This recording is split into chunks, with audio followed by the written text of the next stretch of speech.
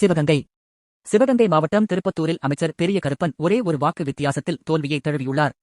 இந்த தொகுதியில் தவக வேட்பாளர் சீனிவாசே சேதுபதி வெற்றி பெற்றுள்ளார்.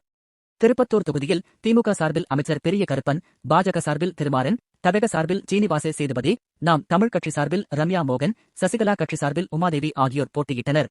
மேலும் 10 சுயேட்சைகளும் இந்த தேர்தலில் போட்டியிட்டனர். தேர்தலில் பதிவான வாக்குகள் நேற்று எண்ணப்பட்ட நிலையில் தவக, திமுக இடையே நீண்ட இழுபறி நிலவி வந்தது. இறுதியில் சீனிவாசே சேதுபதி வெற்றி பெற்றதாக அறிவிக்கப்பட்டது. இவர் அமைச்சர் பெரிய கருப்பனை விட ஒரு வாக்கு மட்டுமே அதிகம் பெற்றார்.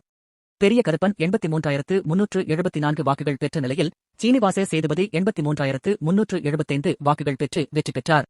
மூன்றாவதாக வந்த திருமாறன் 29,054 வாக்குகளையும், ரம்யா மோகன் 15,291 வாக்குகளையும், உமாதேவி 611 வாக்குகளையும் பெற்றனர். கடந்த 2000 முதல் தொடர்ந்து 4 தேர்தல்களில் வெற்றி பெற்ற திமுகவின் வலுவான தொகுதியான இங்கு இம்முறை தவக வெற்றி பெற்றிருப்பது குறிப்பிடத்தக்கது.